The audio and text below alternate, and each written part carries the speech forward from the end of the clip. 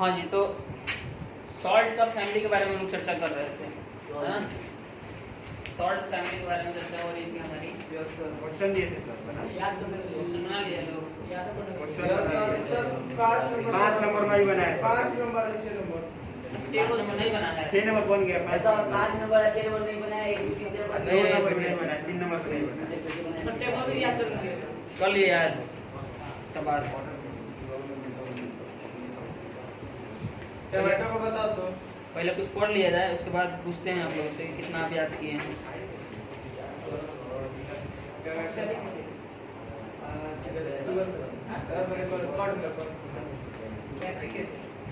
देखिए, पहला जो सॉल्ट है हम लोग का, सॉल्ट के बारे में हम लोग चर्चा कर रहे थे। तो पहला सॉल्ट जो है, जिसको आप बहुत अच्छी तरीके से जानते हैं, जिसको रोज यूज करते हैं, नाम क्या है उसका? NaCl, जिसको कॉमन सॉल्ट भी कहा जाता है और उसको टेबल सॉल्ट भी कहा जाता है, NaCl। और इसी का नाम क्या है? Common salt. क्या नाम है जी? Common salt. अब NaCl जो है, अगर इसका नाम रखें हम केमिकल नाम, तो क्या होगा? Sodium chloride. क्या होगा? Sodium chloride. इसको बनाने का तरीका अगर आपसे पूछा जाए, what is the preparation process, तो सोडियम क्लोराइड कैसे आता है? याद कीजिए, NaOH और प्लस HCl, इन दोनों का रिएक्शन अगर कराते थे तो इधर से ये Na प्लस और OH माइनस, और इधर से H प्लस और Cl माइनस। तो इसका प्लस इसके माइनस के साथ क्या बन जाता है? NaCl। और यहाँ से हमको क्या प्राप्त हो गया? NaCl हमको मिल गया। अब NaCl का क्या क्या उपयोगिता है आपके लाइफ में, है ना, वो भी पूछा जाता है। तो याद कीजिए, NaCl जो है आप रोज अपने खाने में खाते हैं, नमक, और उसमें जो है आयोडीन होता है। आयोडीन मिक्स किया जाता है उसमें, खास जानबूझ के, क्योंकि बॉडी को आयोडीन की जरूरत है। I2, क्लोरीन, ब्रोमीन और आयोडीन, ये हाइड्रोजन ग्रुप्स बोलते हैं इसको। 17 ग्रुप है, आपको दिया गया है ना, शीट दिया गया है, उसको देख सकते हैं, यहाँ पर मिलेगा आपको क्लोरीन वाले ग्रुप में नीचे, ये है आयोडीन। समझे? ये आपको नमक के साथ आपको दिया जाता है। कारण क्या है कि आयोडीन का जो इम्पोर्टेंस क्या है आपके शरीर में, आयोडीन जो है थायरोक्सिन हार्मोन बनाने में हेल्प करता है। समझे? थायराइड ग्लैंड होता है यहाँ पे, इस जगह पे गले में, जहाँ से क्या बनता है? थायरोक्सिन हार्मोन बनता है, जो आपके BMI और BMR दोनों को रेगुलेट करता है। BMR बोलते हैं बेसिक मेटाबॉलिक रेट। बॉडी का जो बेसिक मेटाबॉलिक रेट है वो कंट्रोल करने में कौन हेल्प करता है? थायरोक्सिन। और थायरोक्सिन बनाने में कौन हेल्प करता है? आयोडीन। आयोडीन मिलता कहाँ से है? सोडियम क्लोराइड के साथ मिक्स करके। तो आयोडीन युक्त नमक खाइए, ऐसा आप लोग प्रचार देखे होंगे, तो उसके पीछे यही वजह है। अब क्या हो सकता है अगर किसी को आयोडीन नहीं मिले पर्याप्त मात्रा में, तो उसको रोग हो जाता है, नाम है उसका घींगा रोग, है ना, गला बाहर आ जाता है, क्वाइटर बोलते हैं उसको इंग्लिश में। समझे? तो अगर आयोडीन का कमी हो जाता है तो शरीर फूलने लगता है ना, शरीर फूलने लगेगा। ज़्यादातर ये चीज़ महिलाओं में देखा जाता है ना। ये जो बीमारी है ज़्यादातर किसमें होता है? महिलाओं में होता है। आयोडीन की कमी के कारण होता है क्योंकि उनका जो खाना है इरेगुलर होता है ना। ज़्यादातर महिलाएं जो है 12-1 बजे रोज खाती हैं, और ज़्यादातर खाना इरेगुलर होने के कारण ही ये बीमारी होता है। और किसमें होता है? महिलाओं में होता है। क्लियर है? अरे समझ में आया कि नहीं आया? अब सोडियम हाइड्रोक्साइड जो है वो हमारा इसमें क्या है? कंस्टिट्यूएंट जो हमारा है, जिससे ये बन रहा है। तो सोडियम हाइड्रोक्साइड के बारे में भी जान लेते हैं हम लोग। सोडियम हाइड्रोक्साइड NaOH को कहते हैं। और ये कैसे बनेगा? इस प्रोसेस को अगर उलट दिया जाए, अगर आपसे पूछा जाए कि NaOH कैसे बनेगा, तो हमको क्या करना होगा? हमको NaCl और H2O को क्या करना होगा? मिलाना होगा। यानी कि पानी में अगर आप नमक मिलाते हैं तो जो सॉल्यूशन तैयार होता है उसको क्या बोलते हैं? NaOH, यानी कि सोडियम हाइड्रोक्साइड का सॉल्यूशन। समझ में आया? सेम रिएक्शन को सिर्फ पलट देना है। तो आपसे पूछा जाए कि प्रिपरेशन ऑफ NaOH लिखिए, तो इसी रिएक्शन क्या करना है? उलट के लिख देना है। अगर आपसे पूछा जाए कि NaCl का प्रिपरेशन का रिएक्शन लिखिए, तो ऐसे कैसे लिख देना, तो समझे कि नहीं? अब NaOH का क्या क्या उपयोग, NaOH कहाँ कहाँ काम आता है? तो देखिए बहुत सारे इंडस्ट्री में NaOH का काम आता है। NaOH जो है वो एक बेस हुआ, OH है तो समझ में आ रहा है, तो डिटर्जेंट बनाने का काम आता है ना।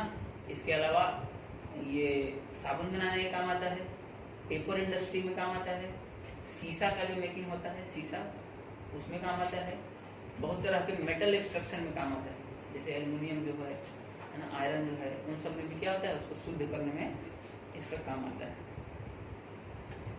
अब आगे अगर हम लोग देखें H2O के साथ जब ये रिएक्शन करेगा तो दो चीजें और बाहर निकलती है। जब इस रिएक्शन को पलट के लिखिएगा ना तो NaOH तो बनता ही बनता है, HCl भी क्या होता है, टूट जाता है। तो HCl जब टूटेगा, जब पलट के लिखेंगे तब लिखते हैं NaCl और प्लस H2O, क्या बनेगा, NaOH, और प्लस में और क्या बनेगा, H प्लस और Cl माइनस।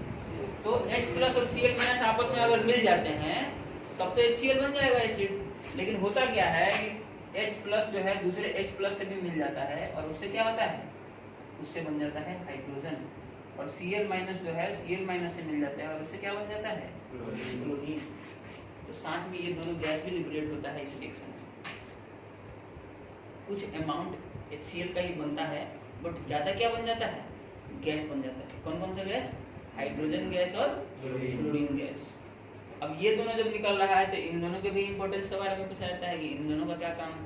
तो यहाँ से हम लोग को चार चीजें मिल गई, NaCl मिला, NaOH मिला, Cl हाइड्रोजन मिला और क्लोरीन मिला। अब इसके बाद क्लोरीन की बात करें तो क्लोरीन का क्या क्या उपयोग है जी। तो क्लोरीन जो है वो डिसइंफेक्टेंट की तरह वर्क करता है। पानी में अगर क्लोरीन मिला दीजिएगा तो उससे क्या होता है, पानी में जो बैक्टीरिया वगैरह है, वायरस वगैरह है, जो क्या करता है, ये ऑक्सीडाइज करके मार देता है। तो देखेंगे जो स्विमिंग पूल वगैरह का जो पानी है उसमें क्लोरीन मिलाया जाता है ना। अब क्लोरीन जो है ब्लीचिंग पाउडर में भी एक्सेस मात्रा में रहता है, तो ब्लीचिंग पाउडर मिला के भी क्लोरीनेशन किया जा सकता है। ब्लीचिंग पाउडर जानते होंगे, नहीं, ब्लीचिंग पाउडर का फॉर्मूला क्या होता है जी, CaOCl का, ये छोटा बड़ा फॉर्मूला है लेकिन एक बड़ा फॉर्मूला भी आता है जो आप लोग 11th में पढ़ेंगे। तो ये फॉर्मूला है किसका, ब्लीचिंग पाउडर का।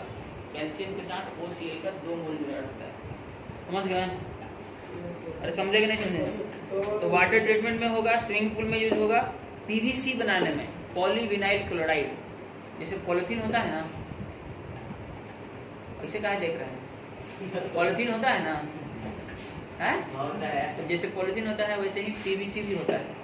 PVC का पाइप आता है, हाँ सुने लोग, तो वो भी एक तरह का पॉलीमर है। और किसका पॉलीमर है, क्लोरीन का पॉलीमर। कार्बन के साथ जब क्लोरीन आता है वो भी डिटेल में पढ़ाएंगे जब आइएगा 12th में। तो पॉलीमर पूरा का पूरा एक चैप्टर ही है वहाँ पे, लेकिन अभी के लिए आप ये समझिए जैसे पॉलिथीन होता है वो भी एक पॉलीमर है, वैसे ही PVC जो है उसका पाइप वगैरह बनता है, वो भी क्या है, एक तरह का पॉलीमर है। तार वगैरह बनता है, वायरिंग जो होता है ना, वायरिंग के ऊपर जो होता है वो भी PVC रहता है ना, स्विच वगैरह भी बनता है, समझे? CFC नहीं, प्लास्टिक हार्ड होता है। CFC इसको बोलते हैं क्लोरोफ्लोरोकार्बन, इसमें भी क्लोरीन होगा और वो कहाँ पे यूज होगा, CFC। इससे पहले LED से पहले जो बनता था ना, आप देखे थे, CFL जिसको बोलते थे, क्लोरोफ्लोरोलाइट, उसमें CFC यूज होता था। और बहुत ज़्यादा उससे क्लोरोफ्लोरोकार्बन गैस निकलने के कारण क्या कर दिया गया, उसको बैन कर दिया गया। अब देखिएगा अब बहुत नहीं मिलता है, अब ज़्यादातर लोग LED जला रहे हैं क्योंकि इससे ऐसा कोई हानिकारक गैस बाहर नहीं निकलता है, लेकिन उससे निकलता था। और कहाँ से निकलता है, फ्रिज से निकलता है, वो भी चल रहा है। क्लोरोफ्लोरोकार्बन जो है गैस कहाँ से निकलता है, फ्रिज से। और कहाँ से निकलता है, AC से। और ये क्लोरोफ्लोरोकार्बन गैस करता क्या है, तो ये वायुमंडल में मिलके, हवा में मिलके कहाँ चला जाएगा, ऊपर जो है 20 किलोमीटर ऊपर पृथ्वी से क्या है, ओजोन का परत है। अब वो जो ओजोन का जो परत है वो क्या करता है, हम लोग को प्रोटेक्ट करता है UV लाइट से, अल्ट्रावायलेट लाइट से वो प्रोटेक्ट करता है। और ये क्लोरोफ्लोरोकार्बन क्या जाया करता है जी, उसको जाके डिस्ट्रॉय करता है। छेद करने का मतलब वो क्या हो गया, वहाँ पे जो डेंसिटी है उसको कम कर दिया, रिएक्शन करके उसको तोड़ रहा है। तो उससे क्या होगा, उससे अल्ट्रावायलेट लाइट जो है वो डायरेक्ट आपके पास आने लगेगा और उससे क्या होगा, उससे आपको स्किन कैंसर हो सकता है।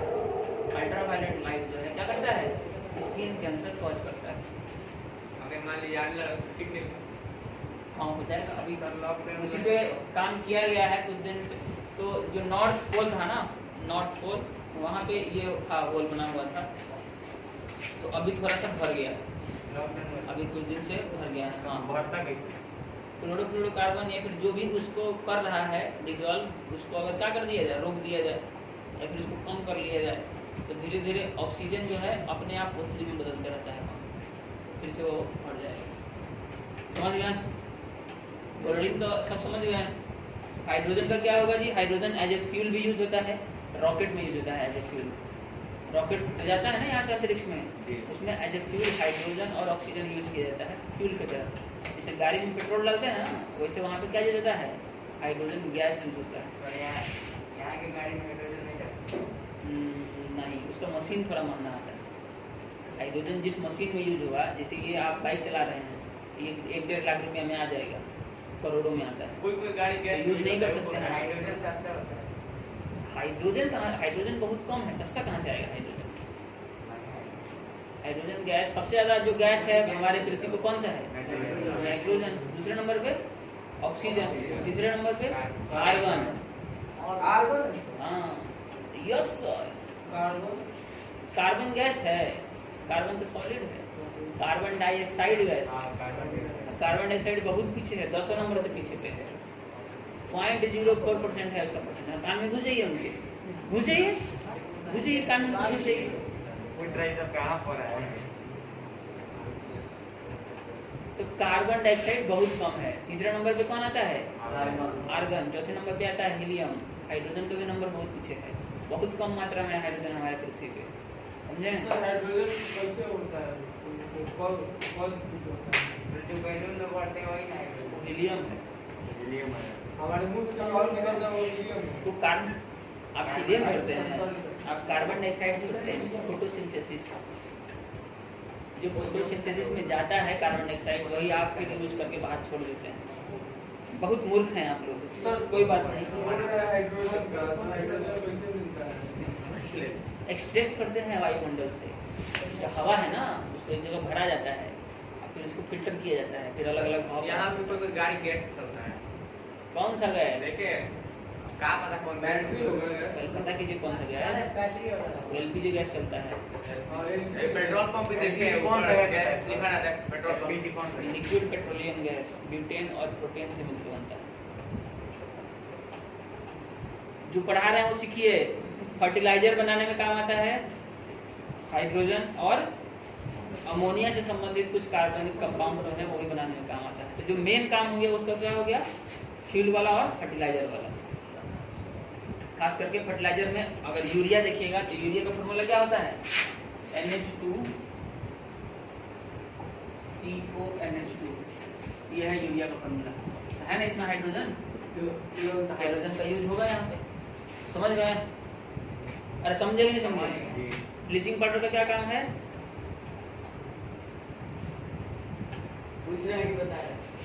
अभी तो बताया था, bleaching powder as a chlorination use किया जाता है। पानी को साफ, या फिर देखिएगा अपने घर के आसपास भी आप छिड़क दीजिएगा ना तो मच्छर वगैरह भागेगा उससे, ऑक्सीडाइज करता है। ठीक है, छिड़क देंगे। सर कोई आ गया? बाथरूम में वही यूज किया जाता है क्या? स्कूलों में ढेर फेंका रहता है। वाइट पाउडर जैसा वही रहता है। चूना में भी तो रहता है। चूना में क्या रहता है? चूना का फॉर्मूला है, तो आप कंफ्यूज हैं। चूना का फॉर्मूला होता है CaCO3, ये है चूना पत्थर। कैल्शियम का इसमें है क्लोरीन नहीं है ना, कंफ्यूज नहीं हुई। ब्लीचिंग पाउडर का फॉर्मूला बता दिए हैं, वो भी तो बताया यूज बता दिए। अब आते हैं बेकिंग सोडा पे। बेकिंग सोडा किसको बोलते हैं? खाने वाला सोडा। बेकिंग का मतलब, बेकिंग जो शब्द है वो कहाँ से आता है? बेकिंग का मतलब है कि जो वो पाव वगैरह बनता है ना, उसको बेकरी इंडस्ट्री कहा जाता है। ब्रेड वगैरह जो बनता है उसमें फर्मेंटेशन होता है, समझे? फर्मेंटेशन बैक्टीरिया यूज किया जाता है उसमें, और उससे क्या बनता है? ब्रेड वगैरह बनाया जाता है। तो उसमें यूज किया जाता है क्या आपका? बेकिंग सोडा, फूलने के लिए। इसके अलावा पकौड़ा वगैरह जो आप खाते हैं घर पे, है ना, ब्रेड पकौड़ा, उसमें भी यूज किया जाता है। समझ रहे हैं? फॉर्मूला क्या होता है इसका? NaHCO3। याद है सर? याद है? Yes sir. बहुत अच्छे, शाबाश। आप समझ गए इसका काम क्या है? इसके बारे में ये भी बताया था कि इसको क्या कहा जाता है? सोडियम बाइकार्बोनेट भी कहता है, लिखवाए हुए हैं।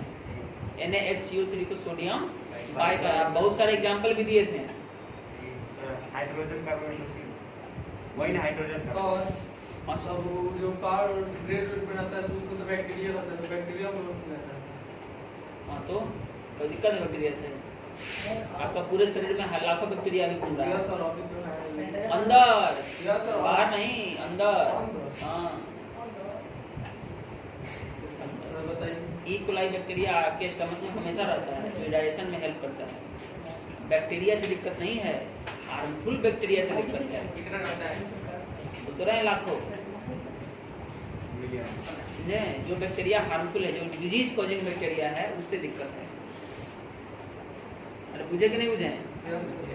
इसके अलावा सोडियम हाइड्रोजन कार्बोनेट का यूज बता दिए। ये क्या है? एसिड एंटी एसिड की तरह भी यूज किया जाता है इसको, समझे? एंटी एसिड समझते हैं? कोई भी चीज अगर एसिडिक है तो उसको क्या करते हैं?